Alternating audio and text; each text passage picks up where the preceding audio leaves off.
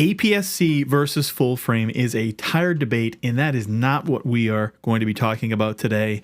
Both have their merits, certainly within photography and video, but today we're going to talk specifically about video performance and how APS-C lenses perform on both crop sensor cameras and full frame cameras. Now, this idea was inspired by another YouTuber.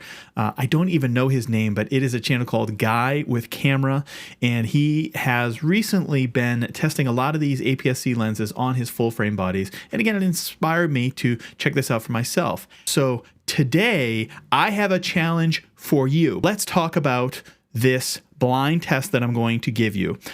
I'm going to put some letters on these videos, and I want you to keep track of which camera and which lens you think corresponds to the video that you're seeing.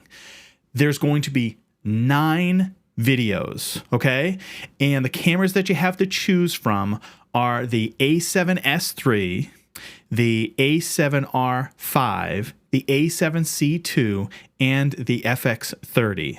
Now, on the full frame cameras, you're also going to have 2 options. You can either do the 15mm G lens, which is an APS-C lens shot at 1.8, or a 20mm G lens, the full frame lens, shot at 1.8 as well. And then, of course, on the FX30, the only option without really changing the field of view would be that 15mm. So that is, again, 9 videos I'm going to put up here.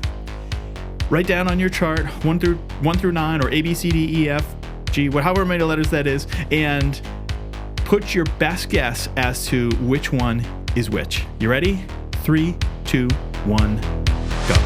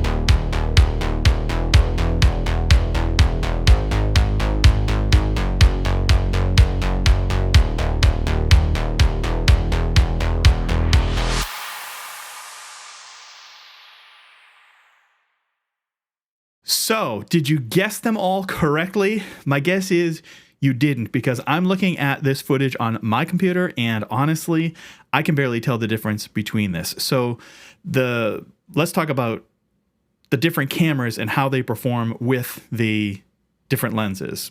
The A7C2 is by far the most impressive when it comes to using that APS-C lens. I could not tell any difference between an APS-C lens on the A7C2 versus the full frame 20mm equivalent. The A7RV Similar story, although there was a little bit of degradation in the footage, but very, very minuscule. And you've got to zoom in at like 200% in order to see it. So I think overall, the A7R5 performs just as well with the APS-C lenses as it did with the full frame lens. The A7S III is a problem because it does not allow you to go into crop mode. So instead, you have to shoot in full frame and then crop in post. And you can see when you crop in post, again, that's only a 12 megapixel sensor.